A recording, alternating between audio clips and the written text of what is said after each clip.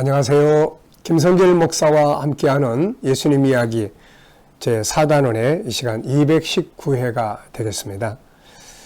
이제 예수님의 산상수훈은 이제 결론에 도달하고 있습니다. 결론은 뭘까요? 행동입니다. 그래서 이 시간에는 말씀의 제목을 결론은 행동이다 라는 제목으로 함께 나눠보겠습니다. 자, 본문 말씀 7장 21절부터 27절까지 다 같이 함께 읽어보겠습니다. 나더러 주여 주여 하는 자마다 다 천국에 들어갈 것이 아니요 다만 하늘에 계신 내 아버지의 뜻대로 행하는 자라야 들어가리라. 그날에 많은 사람이 나더러 이르되 주여 주여 우리가 주의 이름으로 선지자 노릇하며 주의 이름으로 귀신을 쫓아내며 주의 이름으로 많은 권능을 행하지 아니하였나이까 하리니 그때 내가 그들에게 밝히 말하되 내가 너희를 도무지 알지 못하니 불법을 행하는 자들아 내게서 떠나가라 하리라. 그러므로 누구든지 나의 이 말을 듣고 행하는 자는 그 집을 반석 위에 지은 지혜로운 사람 같으리니 비가 내리고 창수가 나고 바람이 불어 그 집에 부딪히되 무너지지 아니하나니 이는 주추를 반석 위에 놓은 까닭이요 나의 이 말을 듣고 행하지 아니하는 자는 그 집을 모래 위에 지은 어리석은 사람 같으리니 비가 내리고 창수가 나고 바람이 불어 그 집에 부딪힘에 무너져 그 무너짐이 심하니라. 아멘. 자, 주님의 산상수훈 마지막 결론은 행동이다 하는 것을 우리가 알 수가 있죠. 우리가 읽은 이 본문 말씀에는 행동이라는 단어가 여러 번 나옵니다. 그 중에 몇 가지 보면 21절에도 보면 행하는 자라야 들어가리라. 23절에는 불법을 행하는 자들아. 24절에는 나의 이 말을 듣고 행하는 자는. 26절에는 나의 이 말을 듣고 행하지 아니하는 자는. 계속해서 행함을 강조하고 있습니다. 믿음이라는 것은 예수님을 믿고 그분의 이름을 부르는 데서부터 출발합니다. 주여, 주여. 이 믿음에서부터 출발을 하죠. 그런데 믿음의 결론은 주님의 가르침에 대한 행동이 따르야 된다는 것이죠.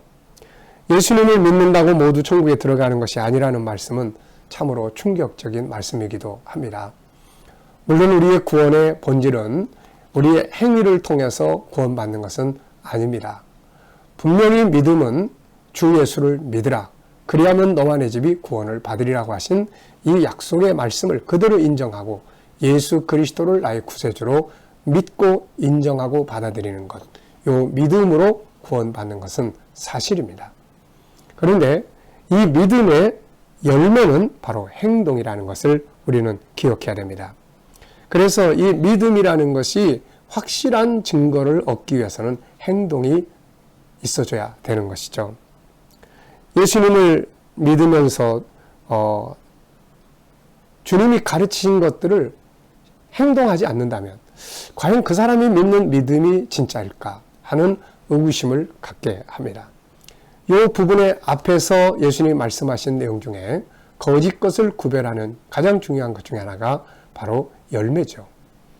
참 것은 참된 열매를 맺고 거짓 것은 거짓 열매를 맺게 되는 것입니다. 참 믿음이라는 것은 믿음에 합당한 열매를 맺는 것이죠. 주님은 그래서 여기서 주여 주여 하는 자마다 다 들어가는 거 아니다 라고 말씀을 하고 있는 거죠. 참 믿음은 주여 주여 하는 데서 끝나는 게 아니라 그분의 가르치신 말씀들을 따라가는 것을 말하는 것이죠. 우리가 다시 한번 살펴보면 믿음은 예수님을 인정하고 받아들이고 영접하면서부터 시작이 됩니다. 그런데 이 믿음의 확실한 증거는 그분의 말씀을 행하는 열매에 있다는 것을 우리 또 기억을 해야 되겠죠.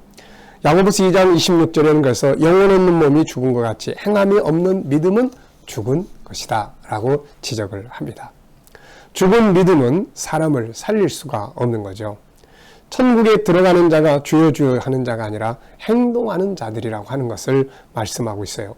믿음과 행위를 분리할 수가 없다는 것입니다. 노아를 생각해보면 잘 이해할 수 있죠. 그가 만약 하나님 말씀을 들었을 때 아멘 아멘 하고 방주를 만들지 않았다면 구원을 받을 수 있었을까요?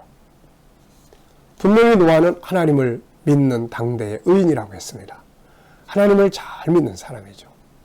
그리고 하나님의 말씀이 그에게 들려왔습니다.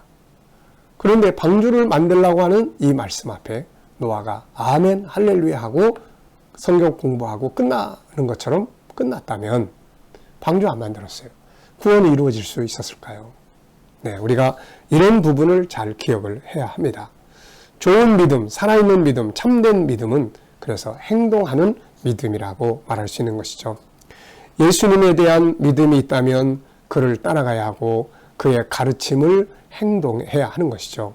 그래야 그의 제자로 인정될 수가 있습니다. 믿는다는 이름이 변화와 발전을 만들어내는 것은 아닌 것 같아요. 변화와 발전은 주님의 가르침, 오늘 본문에서 보면 산상수훈을 실천하는 데서 변화와 발전이 만들어지는 것입니다. 산상수훈뿐만 아니라 성경 전체는 행동을 말씀하고 있어요. 예수님의 사역도 보면은 일어나라, 가라, 서라, 해라, 하지 마라. 이런 말씀들, 행동으로 옮겨야 되는 말씀들이 많이 주어져 있어요. 그리고 이런 말씀들을 행동으로 옮겼을 때 기적들이 만들어지게 됐던 것이죠. 역시 마찬가지로 지금까지 살펴본 산상수훈은 수많은 변화와 발전을 만들어낼 수 있는 도구들이에요. 심령이 가난한 자가 복이 있나니 천국이 저희 것이다. 애통하는 자는 복이 있다. 저희가 위로를 받는다.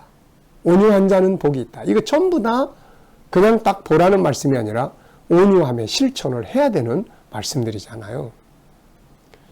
그래서 이걸 실천할 때 변화와 발전을 만들어내요. 이걸 그냥 들고만 있으면, 산상수훈 들고만 있으면 어떤 변화도 발전도 일어날 수가 없는 것이죠. 수많은 사람들이 듣고 결심을 해도 행동하지 않기 때문에 다시 그 자리로 돌아가게 되거나 그냥 멈춰 있게 돼요. 그리고 나중에 가서는 후회와 무기력증에 빠지게 됩니다. 행동 없이 되는 일은 아무것도 없습니다.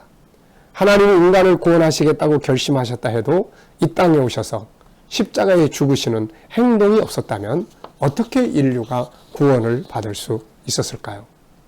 살아있다는 것은 행동하는 것입니다. 실패든 성공이든 가만히 있는 자에게는 아무것도 일어나지 않습니다. 무엇인가 역사가 일어나기를 바란다면 우리는 행동할 줄 알아야 되죠. 할 일이 없으면 바깥에 나가 두루 다녀보기도 하고, 바울은 빌립보에 가서 사도행전 16장을 보면 처음에는 성도들이 없었죠. 그래서 바울이 처음엔 돌아다녔어요. 기도할 곳을 찾아서. 그러다가 루디아를 만나게 됐고 빌립보 교회가 탄생하게 된 거 아닙니까? 사람들을 만나보기도 하고 책이라도 읽어보고 봉사할 곳에 가서 봉사도 해보고, 가만히 있으면 아무것도 일어난 일이 없는데 뭔가를 하게 되면, 행동하게 되면 그 속에서 뭔가가 일어나게 될 수가 있는 거죠. 산상수훈도 마찬가지예요. 우리가 이 산상수훈 얼마나 좋은 말씀들이 많습니까? 생명의 말씀, 행동하면 복을 받는 말씀, 비즈니스 성공하는 말씀, 전부 다 귀한 말씀들이 있지만 행동을 안 하면 아무것도 아니에요. 다 소용없는 거죠.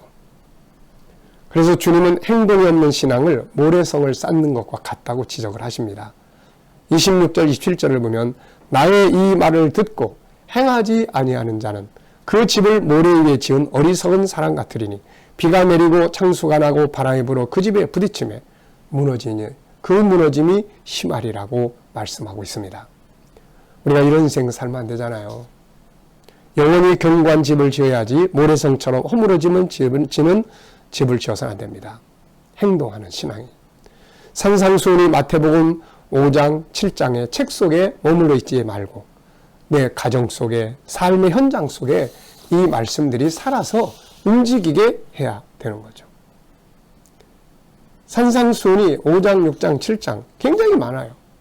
그런데 그 중에 단 한마디라도 행동으로 다 옮기면 마음을 비우고 화평케 하는 사람이 되거나 형제에게 노하지 않고 화목할 줄 아는 사람이 되거나 외식하지 않거나 이런 말씀들을 한마디라도 순종해 나가게 된다면 삶의 현장에는 엄청난 변화가 일어날 것이고 주님은 우리를 인정하실 거예요. 왜냐하면 자기의 가르치는 걸 따라오는 사람이니까요. 어쩌면 예수님은 100%의 완전함을 요구하는 것이 아닐 것 같아요. 그 100%의 완전함은 예수님의 십자가 뿐이니까요. 그런데 단 한마디라도 그분의 말씀을 기억하고 원수를 용서할 줄 아는 그 길을 따라가고 단 한마디라도 기억을 해서 그 말씀을 따라가는 것.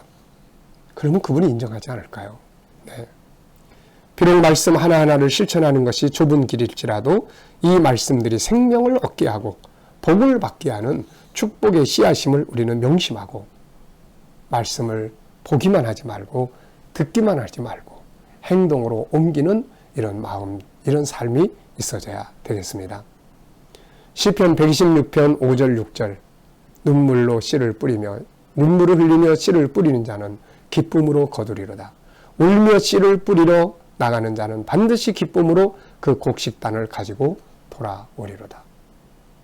씨를 뿌려야 열매를 거둘 수 있다는 것입니다.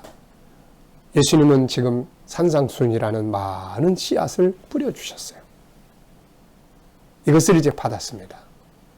이것을 누가 그 실천을 할까요? 그 들은 말씀을 씨앗을 삶의 현장에다가 눈물을 흘리면서도 힘들지만 씨를 뿌리는 자들은 행복과 변화와 발전과 아름다운 열매들을 맺게 되는 것이에요.